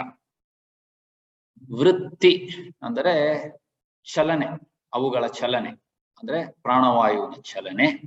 ದೇಶ ಕಾಲ ಸಂಖ್ಯ ಅಂತಂದ್ರೆ ದೇಶ ಅಂದ್ರೆ ನಮ್ಮ ದೇಹ, ಕಾಲ ಅಂದ್ರೆ ಎಷ್ಟು ಸಮಯ ಮತ್ತು ಸಂಖ್ಯೆ ಅಂದ್ರೆ ಎಷ್ಟು ಸರಿ ರಿಪಿಟೇಷನ್ಸ್. ಪರಿದೃಷ್ಟೋ ದೀರ್ಘ ಸೂಕ್ಷ್ಮ ಅಂದ್ರೆ ಇವುಗಳನ್ನ ಗಮನಿಸಿ, ಪರಿದೃಷ್ಟೋ ಗಮನಿಸಿ ಮಾಡಿದರೆ ದೀರ್ಘ ಮತ್ತು ಸೂಕ್ಷ್ಮವಾಗುತ್ತದೆ. ಯಾವುದು? ನಮ್ಮ ಉಸಿರಾಟ ಅಥವಾ ಪ್ರಾಣವಾಯುವಿನ ಸಂಚಲನೆ ಅಂತ. ಮತ್ತೆ ಬರೀ ಈ ಸೂತ್ರವನ್ನ ನೋಡಿದ್ರೆ ಮತ್ತೆ ಅರ್ಥ ಮಾಡ್ಕೊಳ್ಳೋದು ಕಷ್ಟ. ಇದಕ್ಕೆ ನಮ್ಮ ಈಗ ತಿಳಿದಿರುವ ಕುಂಭಕ, ರೇಚಕ, ಪೂರಕ ಇವುಗಳನ್ನ ಇದಕ್ಕೆ ಅಳವಡಿಸಿಕೊಂಡರೆ ಈ ಹೇಗೆ ಪ್ರಾಣಾಯಾಮ ಮಾಡುವುದು ಅನ್ನುವುದು ಸುಲಭವಾಗಿ ಸ್ವಲ್ಪ ಅರ್ಥ ಮಾಡ್ಕೋಬಹುದು. ಈ ಮೂರೂ ಸ್ಥಿತಿಗಳ ಈ ಸ್ಥಿತಿಗಳಲ್ಲಿ ಉಸಿರಿನ ನಿಯಂತ್ರಣವೇ ಪ್ರಾಣಾಯಾಮ ಅಂತ ಪತಂಜಲಿಗಳು ಹೇಳ್ತಾರೆ. ಆಮೇಲೆ 3 ಸೂತ್ರ ಅಂತಿದೆ. ಇದು 3ನೇ ಸೂತ್ರದಲ್ಲಿ ಹೇಳ್ತಾರೆ, ಬಾಹ್ಯಾಭ್ಯಂತರ ವಿಷಯಾಕ್ಷೇಪಿ ಚತುರ್ಥ ಅಂತ. ಬಾಹ್ಯಾಭ್ಯಂತರ, ಈಗ ಹೇಳಿದ 3 ಬಾಹ್ಯ ಅಭ್ಯಂತರ ಸ್ತಂಭ ಅಂದ್ರೆ ಪೂರಕ, ರೇಚಕ, ಕುಂಭಕ. ವಿಷಯ ಆಕ್ಷೇಪಿ ಅಂದರೆ ಈ 3 ಸ್ಥಿತಿಗಳಲ್ಲಿ ವಿಷಯಗಳು ಯಾವುದು? ಕಾಲ ಮತ್ತೆ ದೇಹ ಮತ್ತು ಸಂಖ್ಯ. ಈ 3 ವಿಷಯಗಳನ್ನು ದಾಟಿ, ಈ 3 ಚೌಕಟ್ಟುಗಳನ್ನು ದಾಟಿ 4ನೇಯದು ಚತುರ್ಥ, 4ನೆಯ ಒಂದು ಸ್ಥಿತಿ ನಮ್ಮೊಳಗಿದೆ. ಅದೇ ಪ್ರಾಣಾಯಾಮದ ಚತುರ್ಥ ಸ್ಥಿತಿ ಅಂತ ಹೇಳ್ತಾರೆ. ಮತ್ತೆ ಬರೀ ಈ ಸೂತ್ರವನ್ನ ನೋಡಿದ್ರೆ ಅರ್ಥ ಮಾಡ್ಕೊಳ್ಳೋದೆ ಕಷ್ಟ. ಈ 3 ಸ್ಥಿತಿಗಳು ಪೂರಕ, ರೇಚಕ ಮತ್ತು ಕುಂಭಕ ನಮ್ಮ ಪ್ರಯತ್ನದಿಂದ ಮಾಡುವ ಪ್ರಾಣಾಯಾಮದ ಸ್ಥಿತಿಗಳು. ಈ 4ನೇ ಸ್ಥಿತಿ ಪ್ರಯತ್ನ ರಹಿತವಾದ ಉಸಿರಾಟದ ಸ್ಥಿತಿ. ಈಗ ತಾನೇ ನೋಡಿದ್ವಿ, ಪಾತಂಜಲ ಸೂತ್ರಗಳ ನಂತರ ಬಂದ ಗ್ರಂಥಗಳು ಅದನ್ನ ಕೇವಲ ಕುಂಭಕ ಅಂತ ಹೇಳಿದ್ದಾರೆ. ಇದು ಯೋಗ ಸೂತ್ರದಲ್ಲಿ ಪ್ರಾಣಾಯಾಮದ ಬಗ್ಗೆ ಇರುವ ವಿಷಯ. ಹಠಯೋಗದಲ್ಲಿ ಇರುವುದನ್ನ ತಿಳಿಯದಿದ್ದರೆ ಸಾಮಾನ್ಯರಿಗೆ ಯೋಗ ಸೂತ್ರವನ್ನು ಅರ್ಥೈಸಿಕೊಳ್ಳುವುದು ಸ್ವಲ್ಪ ಕಷ್ಟವೇ ಆಗಬಹುದು. ಸೂತ್ರವನ್ನ ಕಲಿಬಹುದು, ಆದ್ರೆ ಅರ್ಥ ಈ ತರ ಕಾಮೆಂಟ್ರಿಗಳು ಅಥವಾ ಭಾಷ್ಯ ಅಂತ ಏನ್ ಹೇಳ್ತಾರೆ ಅದನ್ನ ನೋಡಿದ್ರೆ ಅರ್ಥವಾಗುತ್ತೆ. ಇಲ್ಲಿ ಕಾಲ ಅಂತ ಕೊಟ್ಟಿದ್ದಾರೆ. ಕಾಲ ಅಂತ ಏನು? ಸ್ವಾತ್ಮಾರಾಮರು ಏನ್ ಹೇಳ್ತಾರೆ ಕಾಲದ, ಪ್ರಾಣಾಯಾಮದ ಕಾಲದ ಬಗ್ಗೆ ನೋಡೋಣ. ಅದನ್ನ ಅವರು ನಾಡಿ ಶೋಧನೆಗೆ ಅದರ ವಿವರಣೆಯನ್ನ ಕೊಡ್ತಾರೆ. ಪ್ರಾತರ್ ಮಧ್ಯದಿನೇ ಸಾಯಂ ಅರ್ಧರಾತ್ರೇ ಚ ಕುಂಭಕಾನ್ ಶನೈರಶೀತಿ ಪರ್ಯಂತಂ ಚತುರ್ವಾರಂ ಸಮಭ್ಯಸೇತ್. ಪ್ರಾತಃ ಮಧ್ಯದಿನ, ಸಾಯಂ ರಾತ್ರೌ ಅಂದ್ರೆ ಬೆಳಗ್ಗೆ, ಮಧ್ಯಾಹ್ನ, ಸಾಯಂಕಾಲ ಮತ್ತು ಮಧ್ಯರಾತ್ರಿ ಈ 4 ಬಾರಿ ಶನೈಹಿ ಅಂದ್ರೆ ನಿಧಾನವಾಗಿ ಹೆಚ್ಚಿಸುತ್ತಾ, ಅಶೀತಿ ಅಂದ್ರೆ 80 ಸರಿ ನಾಡಿ ಶೋಧನವನ್ನ ಮಾಡಬೇಕು ಅಂತ. ಅಲ್ಲಿಗೆ ದಿವಸಕ್ಕೆ 320 ಬಾರಿ ನಾಡಿ ಶೋಧನೆ ಪ್ರಾಣಾಯಾಮ ಮಾಡಬೇಕು ಅಂತ ಹೇಳ್ತಾರೆ. ಅದರಲ್ಲಿ ಮಧ್ಯರಾತ್ರಿಯೂ ಸೇರಿ ಮಾಡುವುದು ಕಷ್ಟನೇ. ಆಗಿನ ಕಾಲದಲ್ಲಿ ಅವರು ಹಾಗೆ ಹೇಳಿದ್ರು. ಅವರ ಜೀವನ ಶೈಲಿ ಹೇಗಿರ್ತಿತ್ತು ಇದರಿಂದಾನೇ ಊಹಿಸ್ಕೋಬಹುದು. ಇಲ್ಲಿ ಮುಖ್ಯವಾದ ವಿಷಯ ಕ್ರಮೇಣವಾಗಿ ಅನ್ನುವುದು. ಅಂದ್ರೆ ಏನರ್ಥ? ಒಂದೇ ಸರಿ 80 ಮಾಡುವುದಲ್ಲ, ಅದನ್ನ ಮಾಡೋಕೆ ಹೋಗಲೂಬಾರ್ದು. 10, 12, 15 ಈ ತರ ಒಂದು ಸರಿ 10, 12 ಆ ತರ ರಿಪಿಟೇಷನ್ಸ್ ಕಡಿಮೆಯಿಂದ ಜಾಸ್ತಿ ಮಾಡ್ಕೊಂಡು ಹೋಗ್ಬೇಕಂತ ಅವರೇ ಹೇಳಿದ್ದಾರೆ. ಸಾಮಾನ್ಯವಾಗಿ ಇದು 3ಕ್ಕೆ ಇಳಿದಿದೆ, ಮಧ್ಯರಾತ್ರಿ ಬಿಟ್ಟು ಹೋಗಿದೆ. ಏನು ಸಂಧ್ಯಾ ವಂದನೆ ಅಂತಾರೆ, ತ್ರಿಕಾಲ ಸಂಧ್ಯಾ ವಂದನೆ ಅಂತ, ಅದ್ರ ಜೊತೆಗೆ ಪ್ರಾಣಾಯಾಮವನ್ನ ಸೇರಿಸಿ ಮಾಡುವ ಅಭ್ಯಾಸ ಇರ್ತಿತ್ತು. ಅದರಿಂದ 4ರಿಂದ 3ಕ್ಕೆ ಕಡಿಮೆ ಆಯ್ತು. ಈಗ ನಮ್ಗೆ ಯಾವಾಗ ಸಾಧ್ಯವೋ ಅವಾಗ ಮಾಡ್ಬೋದು, ಬೆಳಗ್ಗೆ ಸಾಯಂಕಾಲ ಆ ತರ. ಶ್ಲೋಕದಲ್ಲಿ ಹೀಗಿದೆ. ಅದಾದ್ಮೇಲೆ ಸೂರ್ಯ ಚಂದ್ರಮಸೋರಣೇನ ವಿಧಿನಾಭ್ಯಾಸಂ ಸದಾ ತನ್ವತಾಂ ಶುದ್ಧಾ ನಾಡಿಗಣಾ ಭವಂತಿ ಯಮಿನಾಂ ಮಾಸತ್ರಯ ದೂರ್ಧ್ವತಃ. ಈ ತರ ದಿವಸಕ್ಕೆ 320 ಬಾರಿ ಅಂತ ಹೇಳಿದೆ. ಎಷ್ಟು ದಿವಸ ಮಾಡಬೇಕು ಅದನ್ನ ಇದರಲ್ಲಿ ಹೇಳ್ತಾರೆ. ಸೂರ್ಯ ಚಂದ್ರ ಅಂತಂದ್ರೆ ಸೂರ್ಯ ಚಂದ್ರ ಬಲ ಮತ್ತು ಎಡ, ಅದೇ ನಾಡಿ ಶೋಧನೆ ಹೇಳಿದ್ದೆ.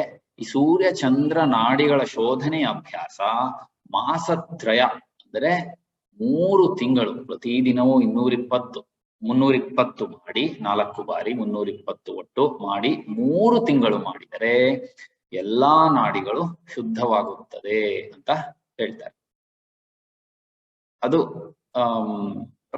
ಈಗಿನ ಕಾಲದಲ್ಲಿ ಪ್ರಾಕ್ಟಿಕಲ್ ಆಗುವುದು ಕಷ್ಟನೇ, ಬಟ್ ಶ್ಲೋಕದಲ್ಲಿರುವುದು ಹೀಗೆ. ಇದು ಕಾಲ.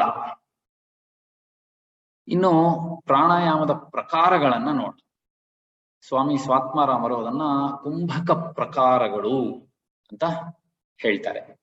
ಯಾಕೆ ಅಂದ್ರೆ ಈಗ ತಾನೇ ಯೋಗ ಸೂತ್ರದಲ್ಲಿ ನೋಡಿದ್ವಿ, ಪ್ರಾಣಾಯಾಮ ಅಂದರೆ ಪೂರಕ ಮತ್ತು ರೇಚಕದ ಮಧ್ಯೆ ಅಂತರ, ಅಂದ್ರೆ ಅದನ್ನೇನು ಕುಂಭಕ ಅಂತ ಹೇಳ್ತೀವಿ, ಆ ಕುಂಭಕ ಇರಬೇಕು ಅಂತ ಹೇಳಿದ್ದಾರೆ, ಅದೇ ಪ್ರಾಣಾಯಾಮ ಅಂತ. ಆದ್ರಿಂದ ಕುಂಭಕ ಪ್ರಕಾರಗಳು ಅಥವಾ ಪ್ರಾಣಾಯಾಮ ಪ್ರಕಾರಗಳು ಅಂದ್ರೆ ಎರಡೂ ಒಂದೇನೆ. ಇದನ್ನ ಕುಂಭಕ ಭೇದ ಅಂದ್ರೆ ಕುಂಭಕ ಪ್ರಕಾರಗಳು ಅಂತ ಸ್ವಾತ್ಮಾರಾಮರು ಕೊಟ್ಟಿದ್ದಾರೆ. ನೋಡೋಣ. ಸೂರ್ಯ ಭೇದನ ಮುಜ್ಜಾಯಿ ಶೀತ್ಕಾರಿ ಶೀತಲಿ ತಥಾ ಭಸ್ತ್ರಿಕಾ ಭ್ರಾಮರಿ ಮೂರ್ಛಾ ಪ್ಲಾವಿನೀತ್ಯಷ್ಟ ಕುಂಭಕಾಃ. ಸೂರ್ಯ ಭೇದನ, ಉಜ್ಜಾಯಿ, ಶೀತ್ಕಾರಿ, ಶೀತಲಿ, ಭಸ್ತ್ರಿಕಾ, ಭ್ರಾಮರಿ, ಮೂರ್ಛಾ, ಪ್ಲಾವಿನಿ ಅಂತ. ಇದು 8 ಪ್ರಕಾರಗಳ ಅಥವಾ 8 ಪ್ರಕಾರಗಳು, ಪ್ರಾಣಾಯಾಮದ 8 ಪ್ರಕಾರಗಳು ಅಂತ ಸ್ವಾತ್ಮಾರಾಮರು ಕೊಟ್ಟಿದ್ದಾರೆ. ಇದರಲ್ಲಿ ನಾಡಿ ಶೋಧನೆ ಹೊರಕ್ಕೆ ಇದೆ, ಈ ಪ್ರಕಾರಗಳ ಹೊರಕ್ಕೆ ಕೊಟ್ಟಿದ್ದಾರೆ. ಅದಕ್ಕೆ ಅನೇಕರು ಅನೇಕ ವಿವರಣೆಯನ್ನ ಕೊಡ್ತಾರೆ. ಒಂದು ಏನು ಅಂತಂದ್ರೆ, ನಾಡಿ ಶೋಧನೆಯಲ್ಲಿ ಸ್ವಲ್ಪ ಕುಂಭಕದಲ್ಲಿ ಸ್ವಲ್ಪ ಏನು ರಿಲ್ಯಾಕ್ಸೇಷನ್ ಅಂತೀವಿ, ರೂಲ್ಸ್, ಕುಂಭಕದ ರೂಲ್ಸಿನಲ್ಲಿ ಸ್ವಲ್ಪ ರಿಲ್ಯಾಕ್ಸೇಷನ್ ಮಾಡಿದ್ದಾರೆ ಅಂತ. ಕುಂಭಕ ನಾಡಿ ಶೋಧನೆಯ ಶ್ಲೋಕದಲ್ಲಿ ಏನ್ ಹೇಳ್ತಾರೆ ಅಂದ್ರೆ, ಕುಂಭಕ ಅಂದ್ರೆ ಉಸಿರನ್ನ ಹಿಡಿದು ಅಂತ ಹೇಳ್ತಾರೆ, ಬಂಧತ್ರೆಯ ಉಲ್ಲೇಖ ಇಲ್ಲ. ಅದರ ಕಾರಣವಾಗಿ ನಾಡಿ ಶೋಧನೆಯನ್ನ ಹೊರಗಿಟ್ಟಿದ್ದಾರೆ ಅಂತ ಕೆಲವರು ಹೇಳ್ತಾರೆ. ಸೊ ನಾಡಿ ಶೋಧನೆಯನ್ನು ಸೇರಿಸಿದರೆ 9 ಪ್ರಕಾರಗಳಾಗುತ್ತೆ. ಆದ್ರೆ ಅವರು ಇಲ್ಲಿ ಹೇಳಿರುವುದು ಕುಂಭಕ ಪ್ರಕಾರಗಳು ಅಂತಂದ್ರೆ ಪ್ರಾಣಾಯಾಮದ ಪ್ರಕಾರಗಳು 8 ನಾಡಿ ಶೋಧನೆಯನ್ನ ಹೊರತು. ಪ್ರತಿಯೊಂದು ಪ್ರಕಾರವು ಸಾಮಾನ್ಯವಾಗಿ ನಮ್ಮ ತರಗತಿಗಳಲ್ಲಿ ಇದರಲ್ಲಿ ಸುಮಾರು 6 ಅಂತೂ ಮಾಡೇ ಮಾಡ್ತೀವಿ, 7, 8 ಅದರ ಉಲ್ಲೇಖವಾಗಿರತ್ತೆ. ಅದನ್ನು ಮಾಡುವುದು ಸ್ವಲ್ಪ ಕಷ್ಟನೇ. ಅದರ ಬಗ್ಗೆ ನಾವು ಮುಂದಿನ ವಾರ ವಿವರವಾಗಿ ನೋಡೋಣ, ಪ್ರತಿಯೊಂದು ಪ್ರಕಾರದ ಬಗ್ಗೆನು. ಇಲ್ಲಿಗೆ ಇವತ್ತಿಂದು ನಿಲ್ಲಿಸೋಣ. ಕಾಲೇ ವರ್ಷತು ಪರ್ಜನ್ಯಃ ಪೃಥಿವೀ ಸಸ್ಯಶಾಲಿನಿ ದೇಶೋಯಂ ಕ್ಷೋಭರಹಿತಃ ಬ್ರಾಹ್ಮಣಾಃ ಸಂತು ನಿರ್ಭಯಾಃ ಸರ್ವೇ ಭವಂತು ಸುಖಿನಃ ಸರ್ವೇ ಸಂತು ನಿರಾಮಯಾಃ ಸರ್ವೇ ಭದ್ರಾಣಿ ಪಶ್ಯಂತು ಮಾ ಕಶ್ಚಿತ್ ದುಃಖಭಾಗ್ ಭವೇತ್. ಓಂ ಶಾಂತಿ ಶಾಂತಿ ಶಾಂತಿ. ಧನ್ಯವಾದಗಳು ಶ್ರೀ ಶರತ್ ಅವರಿಗೆ. ಇವತ್ತಿನ ಈ ಸಂಚಿಕೆಯಲ್ಲಿ ಪ್ರಾಣಾಯಾಮ, ಅದರಲ್ಲಿ ವಿಶೇಷವಾಗಿ ಪೂರಕ ರೇಚಕ ಅಂದ್ರೆ ಉಸಿರನ್ನ ಬಿಡೋದು ತಗೊಳ್ಳೋದು ಅಂದ ತಕ್ಷಣ ನಾವು ಇನ್ಹಲೇಷನ್ ಎಕ್ಸಲೇಷನ್ ಇಷ್ಟಕ್ಕೆ ಸೀಮಿತವಾಗಬಾರದು. ಆದರೆ ಇದರಲ್ಲಿ ಇರ್ತಕ್ಕಂಥ ಆಳ ಏನು, ಉಸಿರನ್ನ ತಗೊಂಡು ಕೆಲವು ಕ್ಷಣ ಹಿಡಿದು ನಾವು ಉಸಿರನ್ನು ಬಿಡ್ತೀವಲ್ಲ, ಅದು ನಿಜವಾದ ಉಸಿರನ್ನು ಬಿಡುವ ಕಲೆ. ಹಾಗೆ ಉಸಿರನ್ನ ಬಿಟ್ಟ ಮೇಲೆ ಹಿಡಿದು ಸ್ವಲ್ಪ ಮತ್ತೆ ಉಸಿರನ್ನ ತಗೊಳ್ತೀವಲ್ಲ, ಅದು ತೆಗೆದುಕೊಳ್ತಕ್ಕಂಥ ಕಲೆ. ಇದನ್ನ ಹೇಗೆ ಶಾಸ್ತ್ರದಲ್ಲಿ ಹೇಳಿದೆ ಅನ್ನೋದನ್ನ ಅದೇ ರೀತಿಯಲ್ಲಿ ನಾಡಿ ಶುದ್ಧಿ ಪ್ರಾಣಾಯಾಮ, ನಾಡಿಗಳ ಕುರಿತು ಈ 2 ಎಪಿಸೋಡ್ಗಿಂತ ಮುಂಚೆ, ಸಂಚಿಕೆಗಳ ಮುಂಚೆ ಮಾತಾಡಿದ್ದಾರೆ. ಇವತ್ತು ನಾಡಿ ಶೋಧನಾ ಕಾರ್ಯಕ್ರಮ ಹೇಗೆ, ನಾಡಿ ಶೋಧನದ ಪ್ರಾಣಾಯಾಮ ಹೇಗೆ ಅನ್ನೋದನ್ನು ಅವರು ಸವಿವರವಾಗಿ ಹೇಳಿದ್ದಾರೆ. ಹಾಗೇನೆ ಪಾತಂಜಲ ಯೋಗ ಸೂತ್ರದಲ್ಲಿ ಬರ್ತಕ್ಕಂಥ ತಸ್ಮೈ ಶ್ವಾಸ ಪ್ರಶ್ವಾಸ ಯೋರ್ಗತಿ ವಿಚ್ಛೇದ ಪ್ರಾಣಾಯಾಮ, ಇದನ್ನ ಹೇಗೆ ನಾವು ಉಸಿರಾಟವನ್ನ ನಡೆಸಬೇಕು ಅನ್ನೋದನ್ನ ಪತಂಜಲಿಗಳು ಹೇಳಿದ್ದಾರೆ ಅನ್ನೋದನ್ನು ಕೂಡ ಉಲ್ಲೇಖ ಮಾಡಿದ್ರು. ಹಾಗೆ ಕುಂಭಕ ಮಾಡೋದು ಅಂದ ತಕ್ಷಣನೇ ಕೇವಲ ಉಸಿರನ್ನ ತಡೆ ಹಿಡಿಯೋದಲ್ಲ, ಅದನ್ನು ಉಸಿರನ್ನ ತಡೆ ಹಿಡಿಬೇಕಾದ್ರೆ ನಮ್ಮ ಮಾನಸಿಕ ಸ್ಥಿತಿ ಹೇಗಿರ್ಬೇಕು ಇದನ್ನು ಕೂಡ ಅದರಲ್ಲಿ ಉಲ್ಲೇಖ ಮಾಡಿದ್ರು. ಈ ರೀತಿ ಅನೇಕ ವಿಚಾರಗಳನ್ನು ನಮ್ಗೆ ತುಂಬಾ ಸೊಗಸಾಗಿ ವಿವರಿಸಿದ್ದಾರೆ. ನಾವೆಲ್ಲರೂ ಇದನ್ನು ಇನ್ನಷ್ಟು ಆಳವಾಗಿ ಅಧ್ಯಯನ ಮಾಡ್ತಾ, ಅಷ್ಟೇ ಅಲ್ಲ ಇವತ್ತಿನ ಈ ಉಪನ್ಯಾಸ ನಮ್ಮ ರಾಮತೀರ್ಥ ಸೇವಾ ಫೌಂಡೇಶನ್ ಯೂಟ್ಯೂಬ್ ಅಲ್ಲಿ ಸಿಗತ್ತೆ.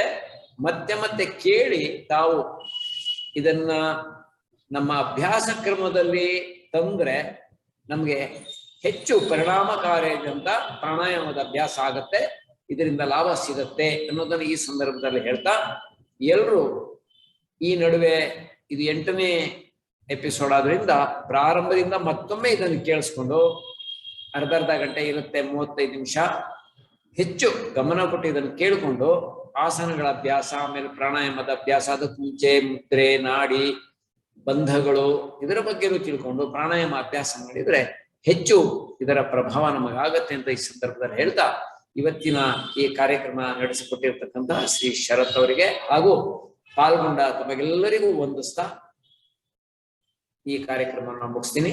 ಶುಭ ನಮಸ್ಕಾರ.